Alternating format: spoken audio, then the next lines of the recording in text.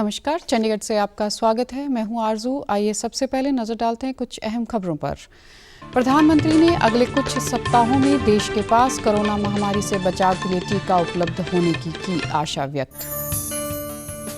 भारतीय reserve bank ने repo दर 4% पर रखी बरकरार। गवर्नर ने भरपूर फसल की संभावना के मद्देनजर जल्दी खराब होने वाली वस्तुओं की कीमतों में सर्दी के मौसम के दौरान कमी आने की जताई उम्मीद।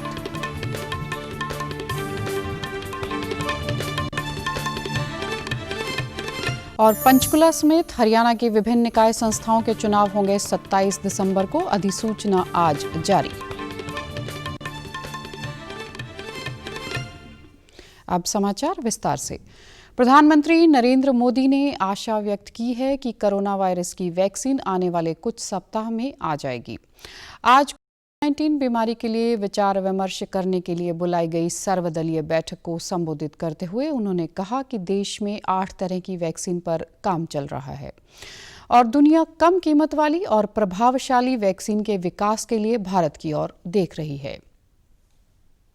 बहुत ही आश्वस्त हैं, उनका कॉन्फिडेंस लेवल बहुत ही मजबूत है जी। अभी अन्य देशों की कई वैक्सीनों के नाम बाजार में हम सब सुन रहे हैं, लेकिन फिर भी दुनिया की नजर कम कीमत वाली सबसे सुरक्षित वैक्सीन पर है और इस वजह से स्वाभाविक है पूरी दुनिया की नजर भारत पर भी है। नरेंद्र मोदी ने कहा कि भारतीय वैज्ञानिकों की कोशिशों से आने वाले समय में लोगों को बड़ी संख्या में कोरोना का टीका उपलब्ध होगा। प्रधानमंत्री ने कहा कि सबसे पहले वैक्सीन चिकित्सा कर्मचारियों, फ्रंटलाइन पर कार्य करने वाले और किसी अन्य बीमारी से पीड़ित लोगों को दी जाएगी।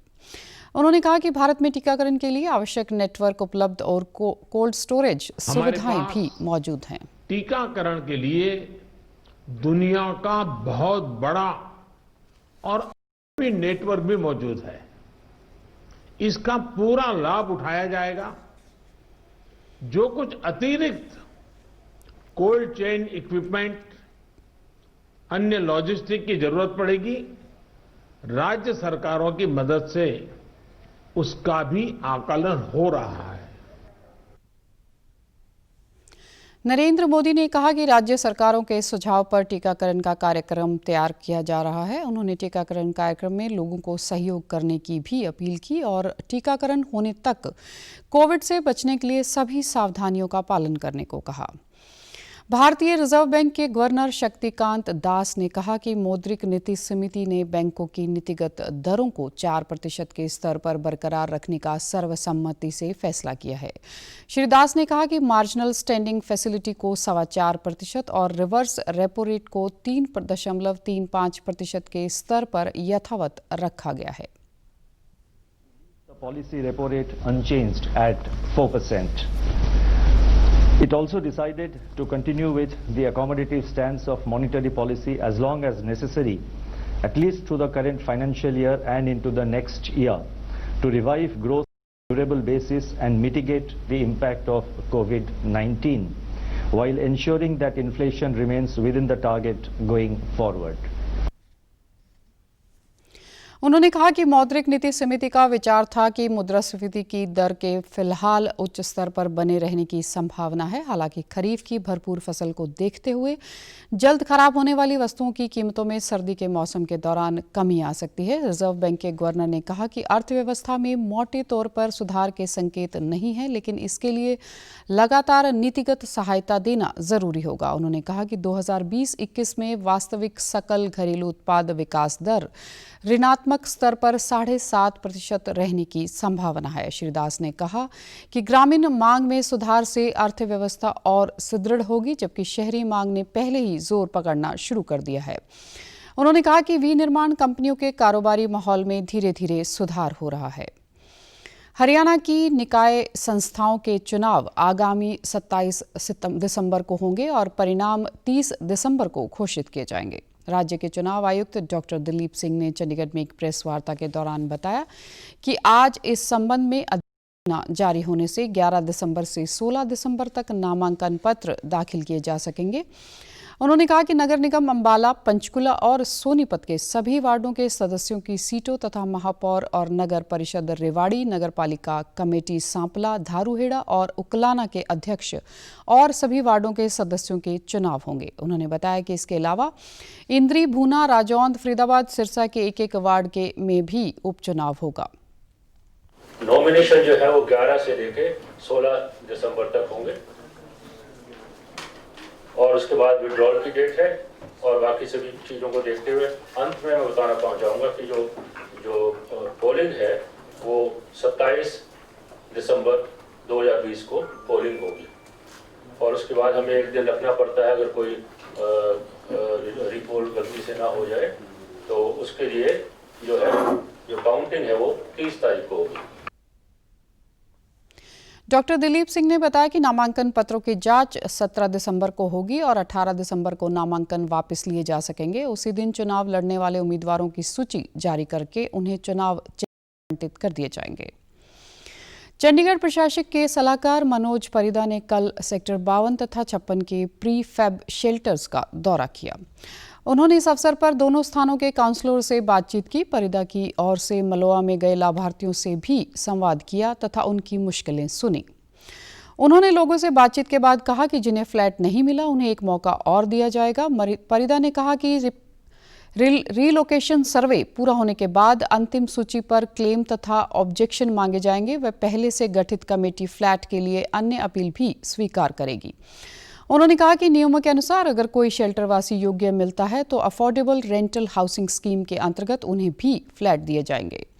उन्होंने बताया कि दिसंबर के आखिर तक सभी शेल्टरवासियों को मलोआ कॉम्प्लेक्स में भेज दिया जाएगा। उन्होंने अधिकारियों को आदेश दिए कि प्रीफैब शेल्टर से मलोआ भेजने की प्रक्रिया में लोगों को कम से कम परेशानी हो।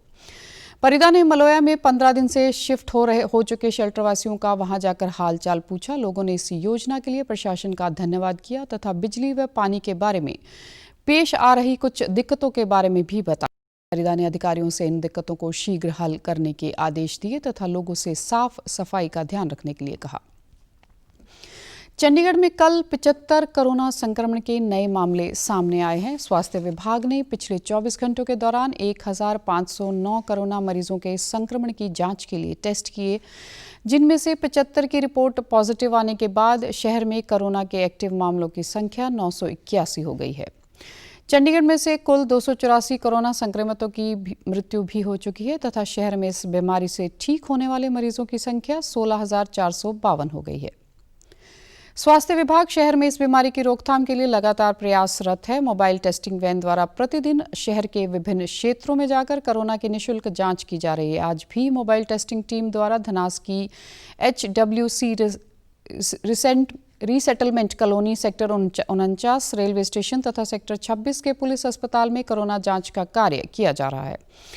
इसके अतिरिक्त सेक्टर 17 के बस स्टैंड पर भी पिछले कुछ दिनों से प्रतिदिन मोबाइल टेस्टिंग वैन द्वारा कोरोना जांच की जा रही है। यात्रियों बसों के ड्राइवर व कंडक्टरों की कोरोना जांच हो रही है ताकि संदिग्ध मामलों का प्रथम चरण में ही पता लगाया जा सके।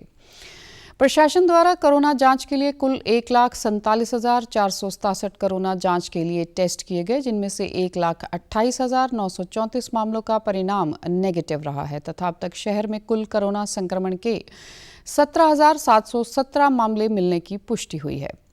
प्रशासन ने लोगों से कोरोना वायरस से बचाव से संबंधित जारी हिदायतों का पालन करने तथा मास्क पहनने की अपील की है। प्रशासन प्रतिदिन मिल रहे कोरोना संक्रमण के नए मामलों के आधार पर ट्रेसिंग, टेस्टिंग तथा ट्रीटमेंट प्रक्रिया के आधार पर कार्य कर रहा है। प्रशासक के सलाहकार मनोज परिदा ने कल शहर में 8 नए कंटेनमेंट जोन बनाए जाने के आदेश जारी किए हैं। इन क्षेत्रों में मेडिकल टीमों द्वारा जांच का कार्य किया जाएगा तथा कंटेनमेंट जोन की पाबंदियां 31 दिसंबर तक जारी रहेंगी।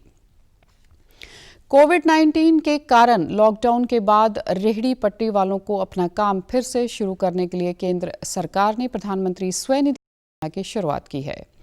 इस योजना के अंतर्गत सड़क किनारे काम करने वाले लोगों को 10,000 रुपये का ऋण आसान शर्तों पर मुहैया करवाया जाता है। इस योजना के अंतर्गत 2022 तक सरकार ने 50 लाख से अधिक रेहड़ी पटरी वालों को ऋण उपलब्ध करवाने का लक्ष्य रखा है। चंडीगढ़ में भी इस योजना के तहत ऋण प्राप्त करके बहुत से लोगों को अपना काम शुरू किया है। कपड़े के व्यापारी कुलदीप सूद ने डीडी न्यूज़ चंडीगढ़ को स्वनिधि योजना के तहत ऋण प्राप्त करके सफलता हासिल करने की कहानी बताई। 1000 रुपये का वो हमें कुछ दिनों में मिल गया। उससे क्या हुआ कि हमने अपना रोजगार, जैसे मंदा काम चल रहा था, वो थोड़ा आगे काम बढ़ाया हमने। तो मोदी जी ने जो लोन किया था वो अच्छा यानी कि रहा हमारे लिए। तो काम ठीक ठाक चल रहा है, अब थोड़ा बहुत चल रहा है। तो बड़ी उनकी मेहरबानी जो उन्होंने लोन दिया हम लोगों को, काफ़ी बंदों को उन्होंने लोन दिया है। तो लोन की जो स्कीम है वो चल रही है, आज भी चल रही है। जो भाई लोन लेना चाहता है उसको मिल सकता है लोन। कुछ टाइम में किस्तों में हमें चुकाना पड़ेगा। तो हम शुक्रगुजार हैं मोदी सरकार का कि जिन्होंने हमें लोन दिया और हम अपना काम करने के और योग्य हुए हैं। स्वनिधि योजना के तहत ऋण का समय पर भुगतान करने वालों को ब्याज में सब्सिडी भी दी जाती है और वे पहला ऋण समय पर चुकाने के बाद अधिक ऋण के पात्र बन जाते हैं। समाज में शिक्षा का स्तर बेहतर करने के उद्देश्य से रेणु गोयल ने नन्हे कदम नाम की संस्था की शुरुआत की, जहां छोटे छोटे बच्चों को मुफ्त में शिक्षा मुहैया करवाई जाती है ताकि ये बच्चे आत्मनिर्भर बने और बड़े होकर समाज की बेहतरी में अपना योगदान दें। देखिए गुड न्यूज़ चंडीगढ़ की यह खास रिपोर्ट। शिक्षा का अधिकार है और इस अधिकार से बच्चे वंचित न रहें, इसी सोच के साथ चंडीगढ़ स्थित नन्हे कदम उन बच्चों की मदद करता है जो आर्थिक और मानसिक रूप से पढ़ाई में कमज़ोर हैं। यह संस्था उन विद्यार्थियों की पहचान करता है जिन्हें किसी वजह से शिक्षा नहीं मिल पा रही है। ऐसे में यह संस्था उन बच्चों की पूरी जिम्मेवारी उठाती है। जिन बच्चों को पढ़ाई में अगर मन नहीं लगता है तो ऐसे में उन्हें स्किल डेवलपमेंट कैसे करना है यह भी सिखाया जाता है। हमारा मकसद ये है अभी इन बच्चों को बाकी बच्चों जैसी सारी फैसिलिटी मिले, सारा कुछ इनके पढ़ाई पढ़ें और पढ़ के अपने पैरों पे खड़े होएं। और उनमें ऐसे है कुछ बच्चे नहीं पढ़ना चाहते तो हम उनकी कोशिश करते हैं उनको ऐसा कोई स्किल डेवलपमेंट कराएं ताकि वो अपना काम करना शुरू कर दे और अपनी फैमिली का सहारा बने। रेणु गोयल ने बताया कि उनकी संस्था बच्चों की पढ़ाई के अलावा उनकी सेहत का भी ध्यान रखती है और साथ ही उन्हें समय समय पर प्रोत्साहित किया जाता है ताकि वे बच्चे आत्मनिर्भर बने और भविष्य में किसी पर अपनी ज़रूरत के लिए निर्भर ना रहें। हमारा हर साल यही होता है जितने बच्चों को हम पढ़ा सकें और जितने बच्चों की एजुकेशन हम स्पॉन्सर कर सकें उतनी करते हैं। और उसमें हम इन बच्चों की यूनिफॉर्म है, किसी को बुक्स चाहिए या विंटर में इनको कपड़ों की ज़रूरत है वो भी पूरा करते हैं। कुछ बच्चे प्राइवेट स्कूलों में जाना चाहते हैं हायर स्टडी के लिए तो उनको हम स्पॉन्सरशिप करते हैं और इनके लिए हम साल में एक मेडिकल कैंप आते हैं ताकि इनकी हेल्थ का भी चेकअप बहुत जरूरी है। विद्यार्थियों के माता पिता भी उन्हें नन्हे कदम संस्था द्वारा किए जा रहे कार्यों की सराहना करते हुए कहते हैं कि उनके बच्चों को आर्थिक कमी की वजह से शिक्षा नहीं मिल पा रही थी, लेकिन इस संस्था की वजह से आज उनके बच्चे पढ़ पा रहे हैं। यहाँ नन्हे कदम के तरफ से ये स्कूल चल रहा है और बहुत ज़्यादा यहाँ बहुत अच्छी पढ़ाई करते हैं और इनको लॉकडाउन में इस महामारी में बहुत ज़्यादा मदद मिली है हमारे बच्चों को और हमें भी बहुत मदद मिली है। यहाँ पे बहुत अच्छे से पढ़ाते हैं और हर एक चीज़ का ध्यान रखते हैं। महामारी के बारे में भी इनको बहुत सारा चीज़ें बताई गई कि आप कैसे अपनी सेफ्टी रखोगे, घर से बाहर नहीं निकलोगे, कैसे हैंड वॉश करना, बहुत सारी चीज़ें ऐसे हैं कि जो यहाँ से ही बच्चों को सीखने को मिली है। इस संस्था ने सैनिटरी नैपकिन बनाने के लिए भी महिलाओं को रोजगार दिया, जहां महिलाओं को नैपकिन्स बनाने पर पैसे दिए जाते हैं और उन नैपकिन्स को ज़रूरतमंद महिलाओं को मुफ्त में दिया जाता है। हम नन्हे कदम के साथ कोलैबोरेशन में प्रोजेक्ट अंबिका को परस्यू कर रहे हैं यहाँ पे और इसके अंडर हम रूरल वुमेन को हायर करते हैं और उनको सैनिटरी पैड स्टिच करना सिखाते हैं और ये बायोडिग्रेडेबल सैनिटरी नैपकिन्स हैं जिन्हें वो स्टिच करते हैं और इनके लिए उन्हें हम पैसे देते हैं जितने वो स्टिच करते हैं उस हिसाब से। फिर उसके बाद जब ये स्टिच हो जाते हैं तो हम इन्हें बेदी हॉस्पिटल में लेके जाते हैं जहाँ से स्टेरलाइज होते हैं और पैक होते हैं। उसके बाद हम इन्हें स्लम एरियाज़ में डिस्ट्रीब्यूट करवाते हैं। बच्चों का मानसिक विकास और सही शिक्षा प्रदान करने का लक्ष्य लिए रेणु गोयल लगातार विद्यार्थियों और उनके माता पिता को शिक्षा का महत्व बता रही हैं।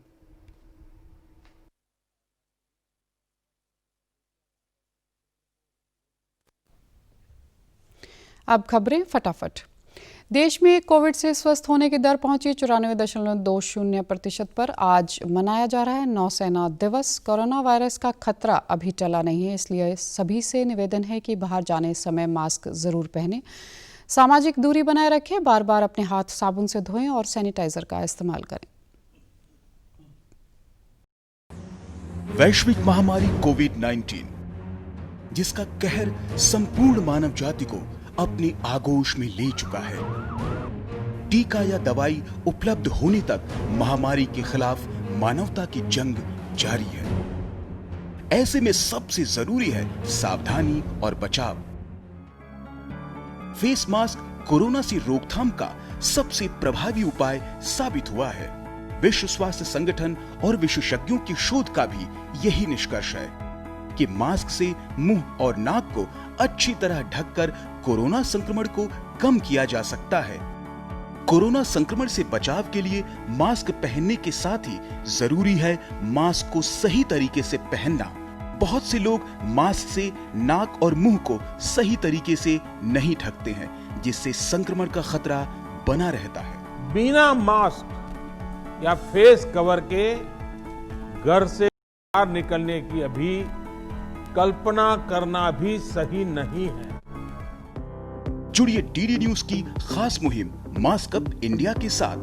मास्क पहने और अपने मुंह और नाक को अच्छी तरह ढकें। अपने परिवार के सदस्यों और दोस्तों को मास्क पहनने के लिए कहें। Mask up India. Mask up India. DD news के माध्यम से सबको बताना है, कोरोना को हराना है, मास्क जरूर लगाना है। Mask up India. Mask up India. Mask up India.